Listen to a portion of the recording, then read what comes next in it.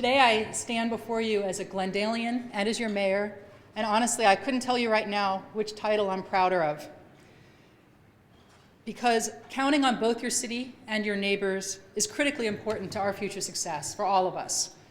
So I've decided not to do a normal State of the City address this year. You know, the type of speech where the mayor gets up and lists all of the accomplishments of the last year of the city. And that's not to say there haven't been accomplishments, because there have been plenty of accomplishments in this city. We have park renovations completed, we have library renovations beginning, large private projects underway, as well as affordable housing developments under construction, and of course new businesses moving in every day, bringing new jobs into our city. I could talk about all of this for an hour, but I won't. I won't talk about anything for an hour, I promise you. Instead, I'm going to take a broader look at where we are as a city, with a little bit of philosophy thrown in.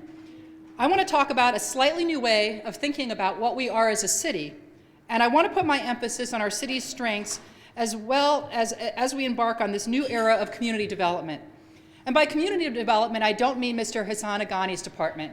I'm talking about building Glendale and the people in Glendale. After all, how do you develop a community? You are all familiar, perhaps too familiar, with the condition of our economy. With unemployment, housing foreclosures, the state of California's multi-billion-dollar budget deficit, as business owners and professionals, you all live this reality every single day. Now, Glendale as a city has not been immune to this. We've experienced reduced revenues across the board during the recession, at the same time that we've lost substantial state and federal funding for all of our programs, and there are more cuts coming to that funding. We have unfunded mandates from Sacramento, and the state is withholding or redirecting funds that were specifically reserved for local government. The loss of redevelopment is huge. Whatever you might think of redevelopment as a concept, what it means to the city of Glendale is dozens of layoffs in departments such as permitting, code enforcement, neighborhood services, projects such as the Lemley Lofts project, the Central Library renovation, the possible sale of redevelopment-owned properties such as the Alex Theater, and perhaps most troubling, what we estimate to be a $6 to $10 million budget gap as we head into the next fiscal year, caused by the loss of the redevelopment agencies and takeaway by the state. We also have realignment from the state, in which felons from state prison are sent back to local jails or out onto our streets under non-revocable, non-supervised parole. I grew up believing that if you do the crime, you do the time, but that's not going to be the case in California right now, which I think is a shame. At the national level, untenable and unmanageable partisan politics has led to gridlock. And I don't think many people, maybe a lot of you in this room, think that we're going to have solutions coming from Washington or from Sacramento anytime soon. On the other hand, here in Glendale, we're close enough to the people to know that potholes aren't Republican or Democrat, right? The problems that we face are 6 inches in front of our face every single day. We don't have time for politics as usual here at the local level. Our business model has to be built on solutions because all of you and all of our constituents demand that each and every day. And solutions are what we need and what we're finding. This current downward spiral has developed rather quickly over a relatively short period of time, and we now find ourselves in an entirely different place than we were as a city in 2000. A new era where the old practices and policies have to be revised and discarded because under this new economy, they just don't work anymore. For long-range vision and leadership, cities are the models, not the state or the federal government. I would argue that cities are having to act quickly and decisively and with a lot less partisan politics than all of the other branches of government. We are most directly accountable to our constituents and to all of you in this room, and that inclusiveness and transparency is leading to action and results. And I like to think that Glendale is a prime example of this philosophy. We haven't raided our reserves, we've balanced our budget, we've taken a conservative and holistic approach to dealing with these issues. We've used the economic crisis as an opportunity to reevaluate all of our programs as well as our administrative structure in every single way. We now better understand our business model as a city, and we've recognized that adjustments today can lead to major structural changes tomorrow. In short, we've realized that the old way of doing things is over, and we have to be open to new models and new ways of doing things. Last spring and summer, we cut approximately 10% from our general fund budget while still maintaining quality services and programs. And I think you'd all agree that our quality of life in Glendale has not suffered from that 10% cut. We've been able to keep a handle on rising health care and retirement costs as our employees have willingly picked up a greater share of those increases.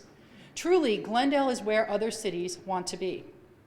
We analyzed what we did well and not so well and reinvested in our strengths, moved beyond our weaknesses, and collaborated with others to sustain a high level of service. And now that leads to the philosophy part of this speech. Remember when I was talking about rethinking the operations of our government? I also think we need to rethink the role of local government, and mostly what I consider the role of the professional government being the employees of the city workers, the appropriation of resources, and the people of Glendale, that connection. America has the greatest form of government because the power rests with the people. But it's not just the power that rests with the people, it's also fundamentally the operation of its cities. If we take a broader view of the Glendale community and what it is, we see that services are provided by many more people than those employed by the city of Glendale. So when I started thinking about the state of our city and how I would talk about the state of our city, I realized that despite all of our economic challenges, the city of Glendale remains strong and vital, and there is a reason for that. The reason is that the strength of a city is not measured by what its government can give to its people. It's measured by how much the people give to their community. Jane Jacobs, a New York community campaigner back in the early 1960s, argued that communities in good cities are built on self-reliance and solidarity. What makes a city truly great is not money. It's not those kinds of resources, although believe me, it certainly helps, but the community itself. And here in Glendale and here in this room, we have a population that's always ready and willing to support its community. In a few minutes, we're going to run a short video that highlights some of the efforts of our many nonprofit groups. I know that most of you in this room, because I know most of you in this room, are yourselves volunteers. Whether you are involved in a service club or a nonprofit, or just by driving a group of kids to a soccer game or helping out a sick or an elderly neighbor, you are all doing your part for this community. Well, as a city, and now I'm talking about the city of Glendale government, we need to better recognize and support these efforts. It's not just other cities that we have to be in partnership with, and we are in partnership with Burbank and Pasadena and lots of other of those kinds of entities, but we need to think of ourselves as being in partnership with our own community volunteers. And while the city has always partnered with its nonprofits, at this time of shortage, we need to reclassify volunteers as resources. And like all valuable commodities, those resources and their efforts need to be protected, supported, and grown. Let me give you just a few examples of how the city works with our nonprofits. And we have so many nonprofits that as I go down this list, I'm sure I'm going to miss several nonprofits. So don't be angry. It's a good thing that we have that many, not a bad thing. And as I list them, if you are supportive of those groups or involved, feel free to applaud. This is an interactive kind of thing. So we have organizations that help us make policy in a very real way. Groups like the Glendale Homeowners Coordinating Council and the Chamber of Commerce work with us all the time to set important policy of the city. The city's partnered with Habitat for Humanity since 1995 to build homes for low-income first-time buyers. Upon completion of our current project, which is just around the corner on Geneva Street, if you haven't seen it, take a drive-by on your way out, 34 Habitat homes will have joined our housing inventory. And none of them could have been built without the volunteers that helped hammer the nails and install the plumbing. It's really an incredible collaborative effort. Essentia, as you all know, and they stole my thunder as introducing them, they partner with the city to prevent homelessness. In 2011, Essentia served almost 1,300 people at its Access Center, provided 250 people, including 60 children, with emergency housing, and helped 20 families with transitional housing. That's something to be proud of. The Glendale Burbank Homeless Solutions Project hosts the regional winter shelter program at the Glendale Armory for individuals who are chronically homeless, with the goal of helping them obtain permanent housing. The Red Cross, as you know, sets up shelters in times of disasters. Most recently, they helped us with the station fire. And they also offer first aid and CPR training to our local residents, something that's very important. The YWCA works with the Commission on the Status of Women, our all-volunteer commission, on programs like Take Back the Night and the Candlelight Vigil Against Domestic Violence. They also sponsor the Sunrise Village Emergency Shelter for Women and Children, such an important resource. Promoting the health of the community has always been a huge mandate for the city of Glendale, and we have several groups that do this. Each year, the Armenian American Medical Society organizes a huge health fair, which offers very important free medical care to the community. Glendale Healthy Kids, and we'll see more about them in the video, offers free dental and health screenings for our kids through their Healthy Kids Expo. And we have lots of groups that focus on youth in this community. The Glendale Youth Association, I know many of you have worked with them, served approximately 400 Glendale youth by providing them paid work experience as well as valuable skills with writing resumes and doing interviews and really getting them ready to go out and join the workforce. Besides the excellent low-cost fitness programs offered to the community, the YMCA also offers programs for at-risk youth, and the Minutemen Ararat chapter has served hundreds of children with their athletic leagues and tutoring programs. And we should all be proud. From what I understand, Glendale has the largest AYSO chapter in the country. And that's a really, really great thing, and that's completely volunteer. That's just because of moms and dads and volunteers out there making that possible for the kids. Concern for our built-in natural environment is also a huge tie-in with our quality of life, and it's a very, very bountiful area for volunteerism in the city. The Committee for a Clean and Beautiful Glendale consists of about, and get this, 2,300 volunteers who put in over 14,000 hours of community service last year. This group removed graffiti from over 8,500 sites, sponsors the annual I Love My Neighborhood poster contest, teaching students civic pride and responsibility, as well as the Jewel of Glendale contest, recognizing those who have made significant efforts to beautify their homes and buildings. Along with the Kiwanis Club, they also built our newest community garden just down the block here on Monterey Street. Glendale Beautiful, a similar sounding group, but a different group, strives to protect California's heritage at the Casa Adobe San Rafael by serving as docents and giving tours. They host the annual Arbor Day celebration, which as of this last event in 2000, or as of the upcoming event in 2012, has given the city over 7,000 trees. Although funding is even more difficult to come by, maintaining our community services and facilities is still a #1 priority. Just 2 days ago, the Associates of the Brand Library presented the city with a check for $10,000 to help with our Brand Library renovation. The Friends of the Glendale Library raised over $40,000 for the library last year, and they also sponsor the Author, Artists, and Friends lecture series. And if those of you who watch City Council see Leon Mayer come up every single week to announce this program, you know how many wonderful authors they bring to the city. Also, last night I was at the Chevy Chase Homeowners Association, and I was reminded that when their library was threatened up in Chevy Chase, the people of that community got together and now run the programming at the library. So it really shows how people really reach out and take charge and really become their community. Our mobility initiative will be enhanced through Glendale's Bicycle Master Plan, which is being worked on right now, which will make our roads safer for bicycles and a lot more understandable for automobile traffic as well. And I want to personally thank the Los Angeles Bicycle Coalition for partnering with us on this effort.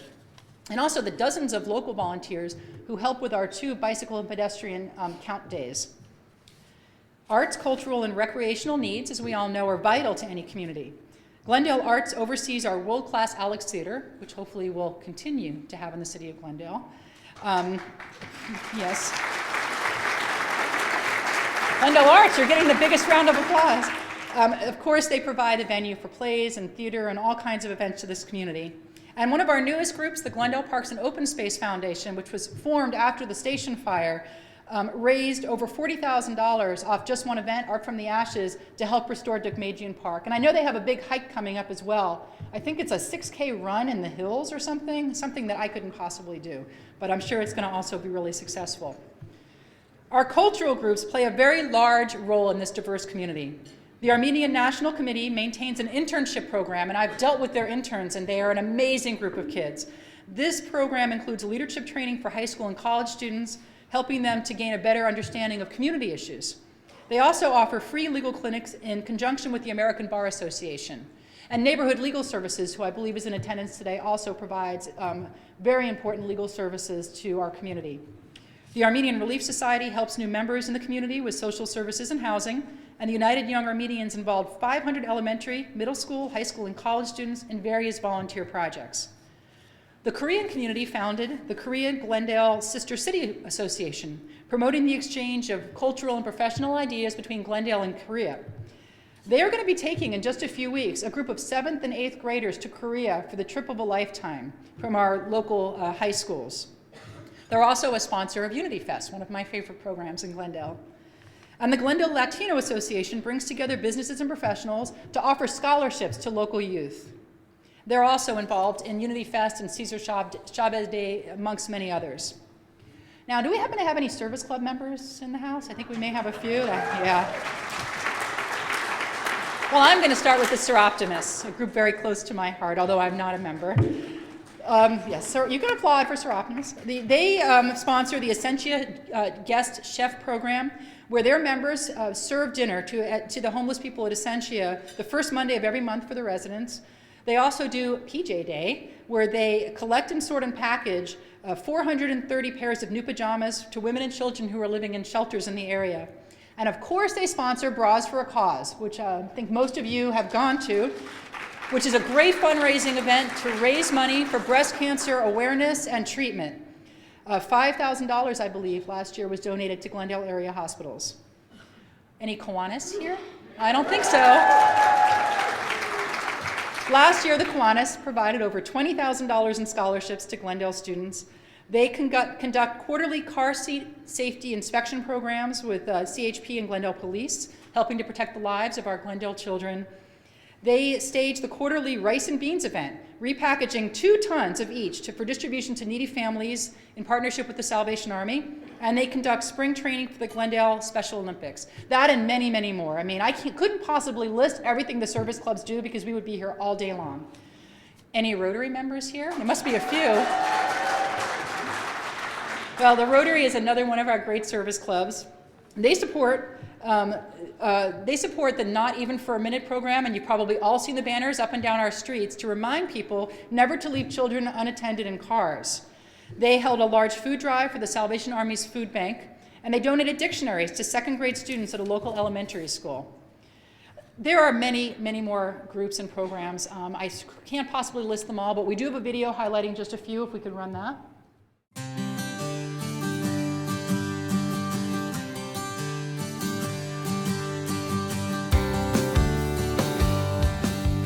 The city of Glendale is a vibrant community with a diverse population. This past year, the city's accomplishments and progress were highlighted by the work of our partners and stakeholders in the community, Glendale's nonprofits and service organizations. A community like ours, with its wide range of cultures, broad generations, and economic vitality, requires services and opportunities tailored to its local needs. These include valuable support in the areas of housing, education, philanthropic endeavors, culture, and even fun. Who are these organizations? Nonprofits like Habitat for Humanity, Essentia, Path Ventures, and Door of Hope provide the transitional and permanent housing to support our homeless population. Their programs help participants begin a new life with greater self-sufficiency through an array of services and support. Other nonprofits provide time-specific support, like the Red Cross, who works closely with the city during all major disasters, providing shelter and food. Arts are a key component to Glendale's cultural diversity. Glendale Arts offers the community the artistic culture that residents have grown to appreciate.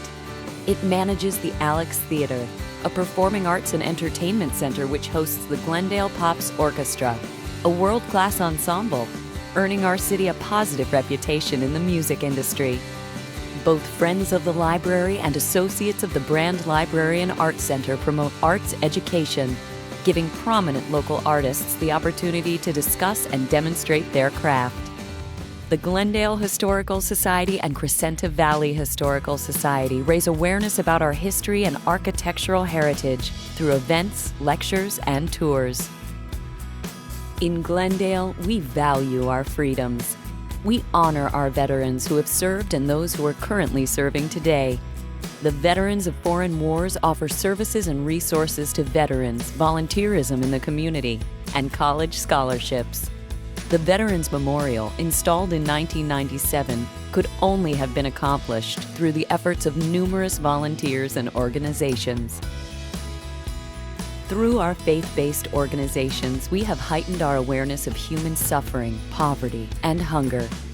Catholic Charities and the Salvation Army provide countless services for our homeless community through meal programs and shelters. Salvation Army sponsors Safe Place, a series of locations for teens to go and connect with counselors, talking through difficult issues and receiving the help they need. The YMCA and YWCA promote a healthy mind, body, and spirit through their many mentoring and sports programs. The city is host to a number of social organizations which promote networking and new partnerships. The Rotary Club, Kiwanis Club, Lions Club, Elks Lodge, and Seroptimist Organization volunteer and fundraise in the community, each catering to their particular fields of interest and investment. Our children are the future of Glendale. Organizations dedicated to our youth lay the foundation for their success as adults. The Glendale Educational Foundation works to provide for the children in the Glendale Unified School District. Nonprofits like the ARC Family Center and the Glendale Association for the Retarded serve the youth and adults in our community who require modified educational assistance. Organizations such as the Boys and Girls Scouts of America, Home Minutemen, and our various sports programs like AYSO, Babe Ruth, Los Angeles County Bicycle Coalition, and the Crescenta Sports Associations keep our youth active and engaged. These organizations build character and teach the importance of good sportsmanship. A healthy Glendale is a strong Glendale. Through a significant partnership with our local hospitals and schools, Glendale Healthy Kids address the needs of uninsured children to guarantee they have access to health care and health education. The Armenian American Medical Society promotes charitable activities that improve the health and quality of life for all people. Events like Relay for Life offer the community a chance to celebrate the lives of people who have battled cancer, remember loved ones lost, and fight back against the disease. The Committee for a Clean and Beautiful Glendale and the Glendale Parks and Open Space Foundation improve the quality of our neighborhoods through programs like graffiti removal and park maintenance, and events like the Great American Cleanup and Foothill Community Cleanup Day. Glendale's bustling economy begins with its own investment in business. The many chambers of commerce in Glendale work with the professionals in their communities to promote interconnectivity through networking and events. The Glendale Youth Alliance provides job preparation and placement to help Glendale's teens. The city also works with partners such as the Commission on the Status of Women to promote programs like Rosie Goes to Wall Street, teaching teens, among other things, how to be financially savvy. Without a doubt, the success we enjoy as a city is only accomplished by those dedicated to service and volunteerism. Together, we shape Glendale's excellence. Thank you for serving our community.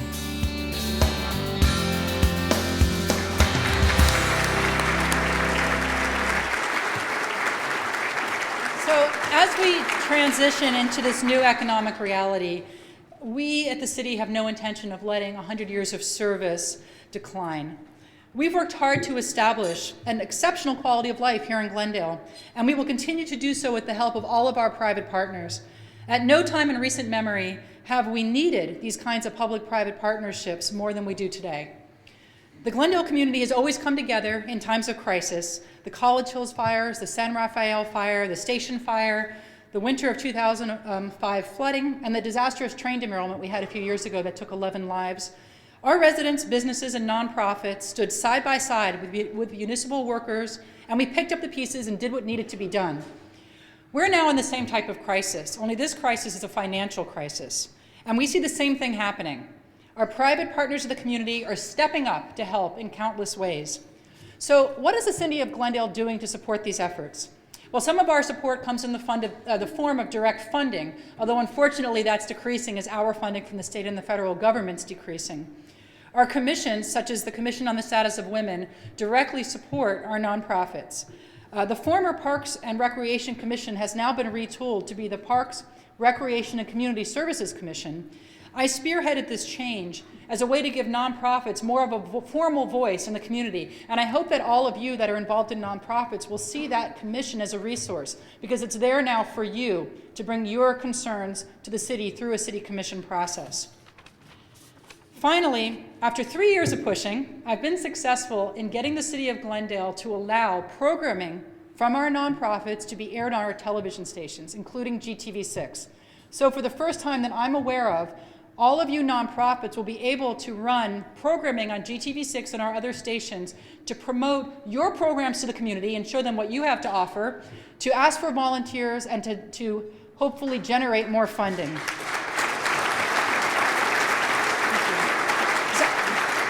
Because I believe that it's time that as a city, we put as much value on our civic infrastructure as we put on other kinds of infrastructures like public buildings and roads. You're as much an integral part of the city as something that the city government owns. So it's my commitment that the city of Glendale will strive to find new ways to support you, to support all of our volunteer efforts and all of our volunteers. With your help, we're sustaining Glendale's high quality of life, maintaining a reputation and a tradition that we've spent the last century building. We need to remember that despite the economy, despite the cuts in service, Glendale is and will remain an exceptionally strong city because we have exceptionally giving volunteers, nonprofits, and community members. So if you ask me about the state of our city and what the state of our city is, I'd say it's something to be proud of. Our city deeply appreciates the efforts of those who give their time and their money so generously. Your contributions are the foundation on which this city will build its future. Eleanor Roosevelt, another one of my heroes, wrote, "As individuals, we live cooperatively and to the best of our ability serve the community in which we live. Our own success, to be real, must contribute to the success of others." Thank you.